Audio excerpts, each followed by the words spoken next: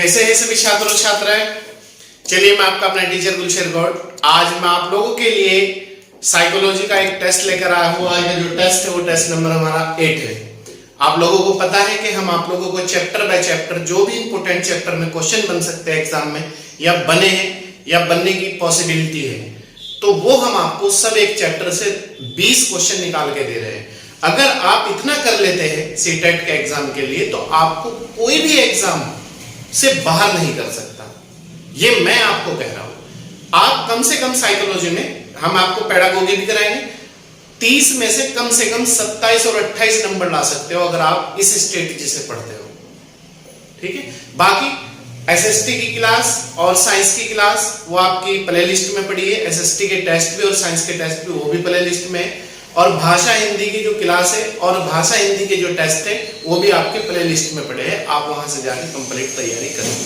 SST में आपको 3 ही subject पढ़ने हैं, इतिहास, भूगोल और आपका संविधान। ये 3 ही सब्जेक्ट पढ़ने हैं, बाकी कुछ भी पढ़ना है इसमें। ठीक है, तो आइए देखते हैं। पहला क्वेश्चन है हमारा, टॉपिक है आज का हमारा टॉपिक नंबर 6। और टॉपिक नंबर जो 6 है वो हमारे सिलेबस में है बाल केंद्रित शिक्षा एवं प्रगतिशील शिक्षा। इसी पे हमने 20 क्वेश्चन आपको निकाल के दिए हैं ताकि आप लोगों को कोई भी दिक्कत ना आए। तो टेस्ट नंबर 1 है, याद रखना। पहला क्वेश्चन है हमारा, बाल केंद्रित शिक्षा का समर्थन निम्न में से किस विचारक द्वारा किया गया था। बाल केंद्रित जो शिक्षा है उसका समर्थन, उसके समर्थन में कौन उतरे थे, उसके समर्थन में किसने थॉट दिया था, किसने विचार दिया था, किसने उसे आगे बढ़ाया था। बीएफ स्किनर, जॉन डीवी, सरिक एरिस्टन। तो ये बाल केंद्रित जो शिक्षा थी इसे जो आगे बढ़ाने का जो श्रेय जाता है वो जाता है जॉन डीवी को। तो हमारा आंसर हो जाएगा बी। ठीक है, क्वेश्चन नंबर 2, जॉन डीवी द्वारा समर्थित लैब विद्यालय किसका उदाहरण है। लैब विद्यालय का जन्मदाता जो है जॉन डीवी है और ये पूछ रहा है कि लैब जो विद्यालय वो किसका उदाहरण है। फैक्ट्री विद्यालय का, पब्लिक विद्यालय का या फिर प्रगतिशील विद्यालय का। तो आप याद रखना जो लैब विद्यालय है वो प्रगतिशील शिक्षा और प्रगतिशील विद्यालय का उदाहरण है, मॉडर्न स्कूल का। ठीक है, तो ये आंसर हो जाएगा सी, प्रगतिशील विद्यालय। ठीक है, क्वेश्चन नंबर 3, शिक्षा के अधिकार अधिनियम 2009, याद रखना शिक्षा का अधिकार अधिनियम कब पारित हुआ था, 2009 के बाद कक्षा कक्ष क्या, मतलब इसके बाद क्या चेंज आया है स्कूलों में, पढ़ाई में। आयु के अनुसार अधिक समजातीय है, आयु के अनुसार अधिक विषम जातीय है, मतलब अलग अलग है। जेंडर के अनुसार अधिक समजातीय है। तो इसमें क्या हुआ था, शिक्षा के अधिकार अधिनियम 2009 में जैसे ही ये लागू हुआ, पास हुआ, तो आयु के अनुसार अधिक समजातीय हो गया था। आयु के अनुसार हमने डिवाइड करके बच्चों को पढ़ाया और उन्हीं के अकॉर्डिंग हमने सिलेबस को तैयार किया था। तो आयु के अनुसार अधिक समजातीय है, तो ए आंसर हो जाएगा। ठीक है,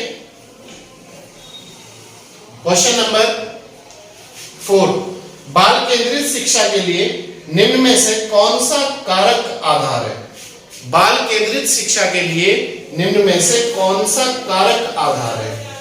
वैयक्तिक अंतर, बाल अधिकार, सभी बच्चे सभी संदर्भों में समान होते हैं।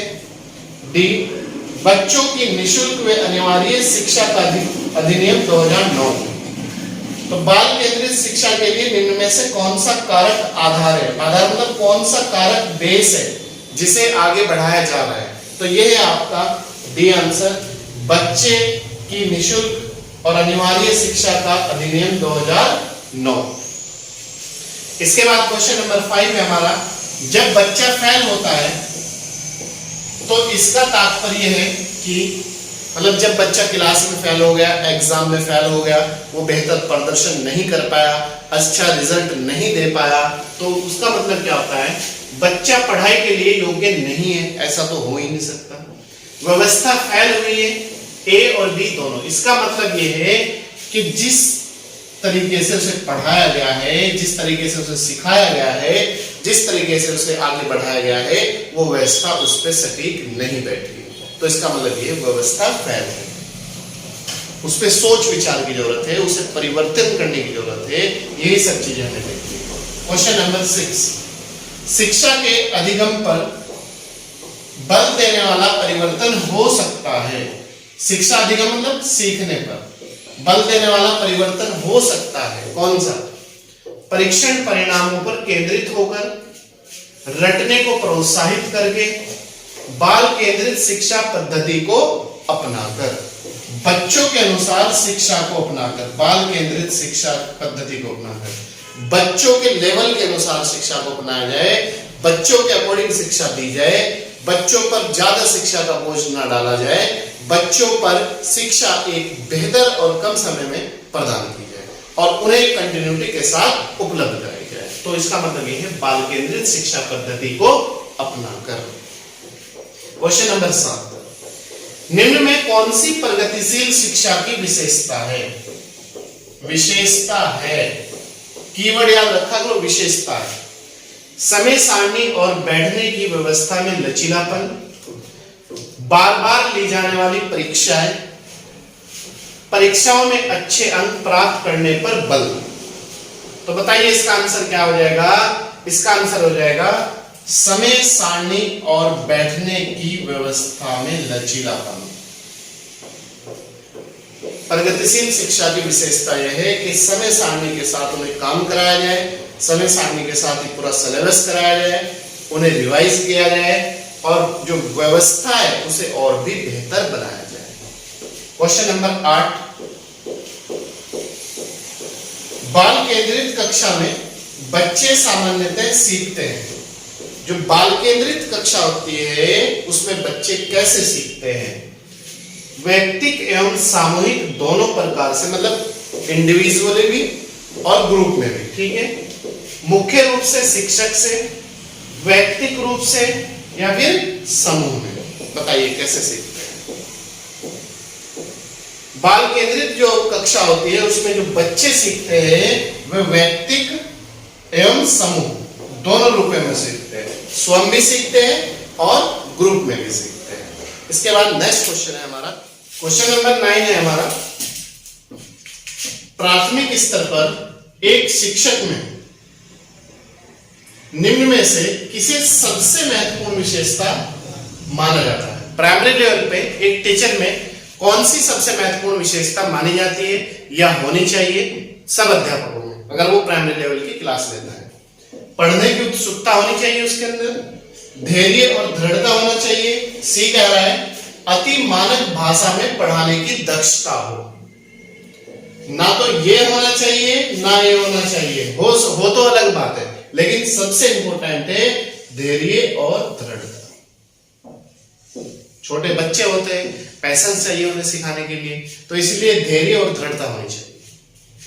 वर्तमान समय में बाल केंद्रित शिक्षा पर जोर दिया जा रहा है। निम्न में से कौन सी बाल केंद्रित शिक्षा की विशेषता नहीं है? नहीं, याद रखना, नहीं है। बाल केंद्रित शिक्षा पर जोर दिया जा रहा है, सत्य बात है। और कौन सी बाल केंद्रित शिक्षा की विशेषता नहीं है वो बताना है हमें। नंबर 1, बालक के सर्वांगीण विकास पर बल, उसके सामाजिक, आर्थिक, शारीरिक, मानसिक सब चीजों पर बल।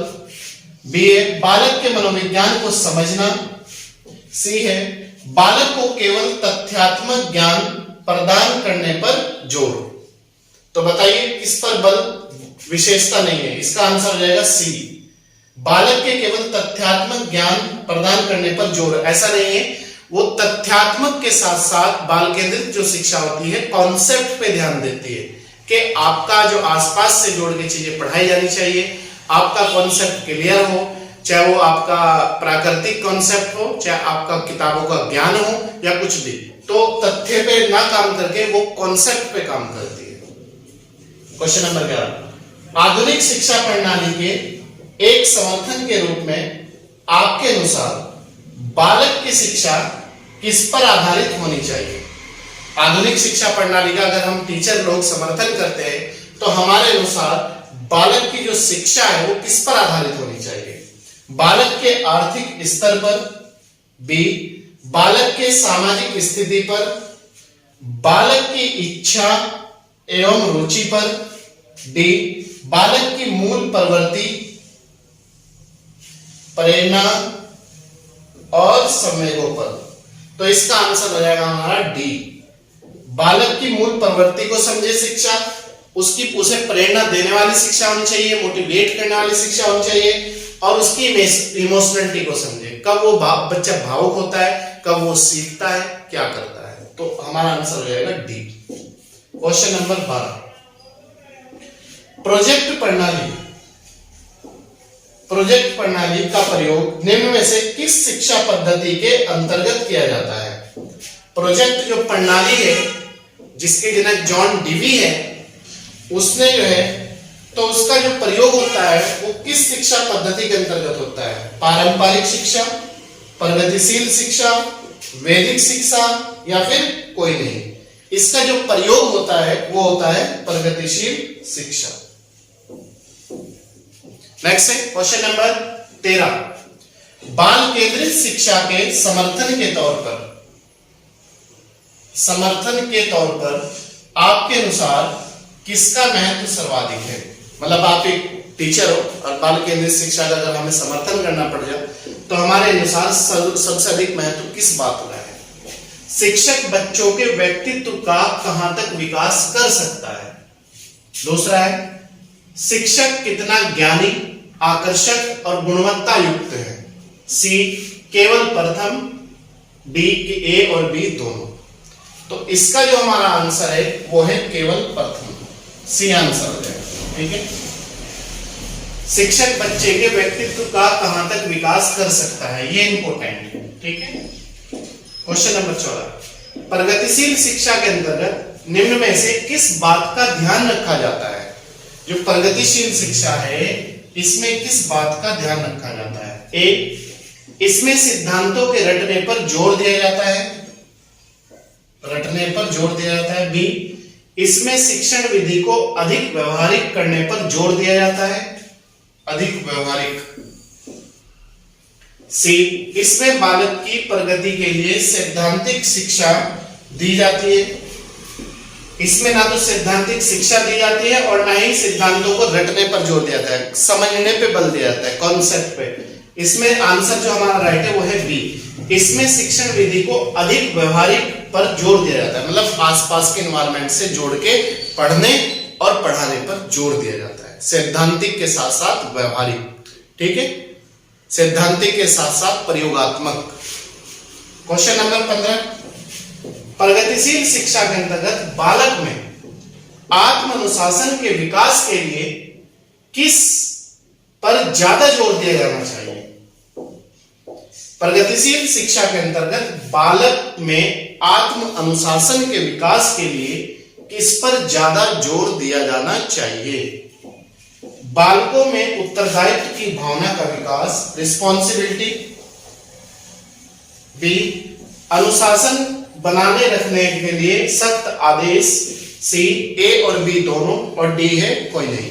इसमें जो हमारा राइट आंसर है वो है ए, बालकों में रिस्पॉन्सिबिलिटी को पूरा करने की, उत्तरदायित्व को पूरा करने की भावना का विकास। इसके बाद क्वेश्चन नंबर 16 है हमारा, बाल केंद्रित शिक्षा द्वारा निम्न में क्या संभव नहीं है।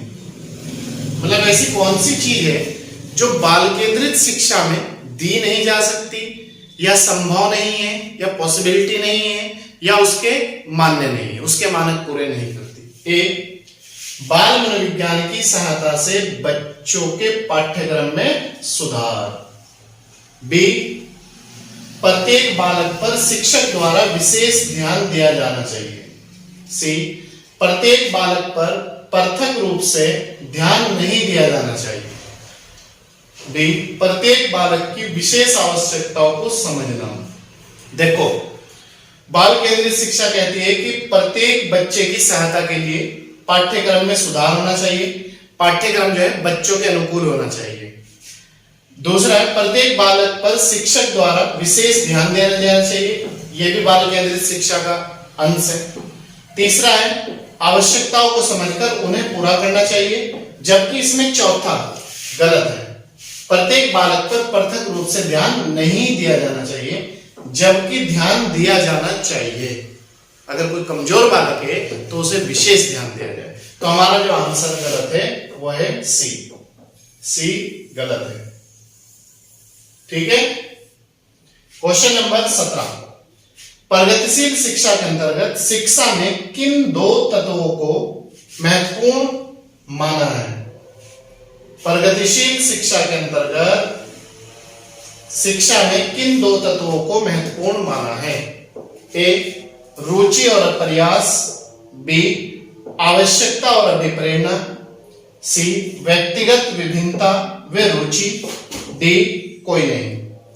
प्रगतिशील शिक्षा में सबसे ज्यादा इंपॉर्टेंट माना गया है रुचि और प्रयास। बच्चे की रुचि हो पढ़ने में और बच्चे के साथ लगातार प्रयास किया जाना चाहिए। उसे चाहे सिखाने की कला हो, चाहे पढ़ाने की कला हो, चाहे उसकी रेगुलरिटी हो, चाहे कुछ भी, चाहे उसका समस्या का समाधान हो।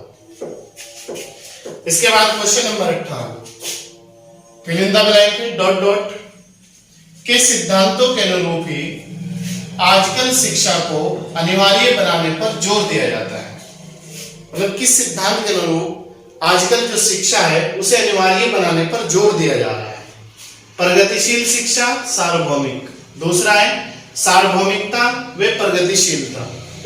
सी है बाल केंद्रित शिक्षा और आवश्यक। आजकल जो जोर दिया जा रहा है वो दिया जा रहा है प्रगतिशील शिक्षा व सार्वभौमिक, सबके लिए शिक्षा। ठीक है।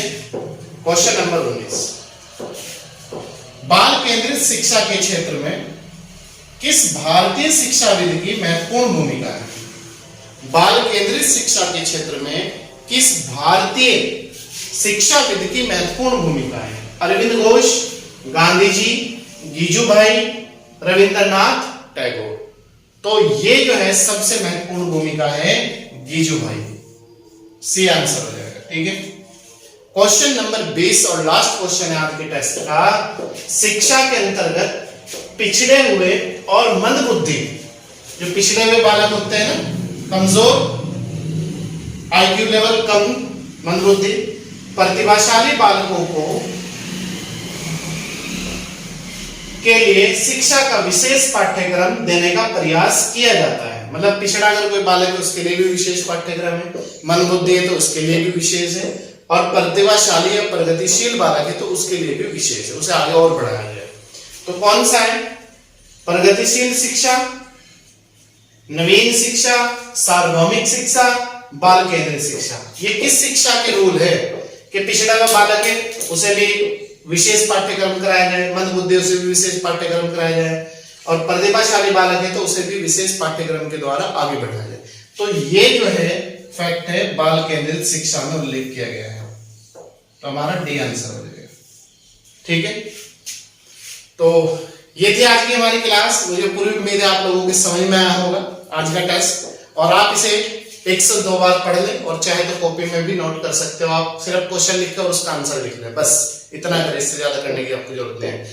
आप देख रहे होंगे कि आज हमारा टॉपिक नंबर 6 है और टेस्ट नंबर 8 है। ठीक है। क्योंकि इससे पहले 2 टेस्ट जो हुए हैं वो मिक्स हुए हैं। ठीक है। किसी भी चैप्टर से उनसा वो नहीं है, वो मिक्स टेस्ट है, इसलिए 8 टेस्ट हो चुके हैं।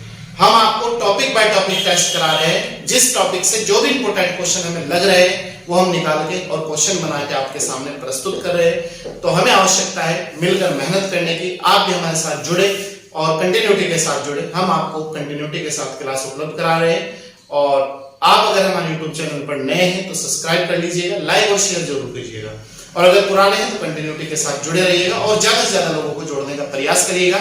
चलिए, मैं आपका अपना टीचर गुलशेर गौड़, मिलते हैं आपसे next time, next class, next energy के साथ। और ईद के जो दिन है उस दिन आपकी क्लास नहीं होगी, उसके नेक्स्ट डे आपकी क्लास होगी। Thank you.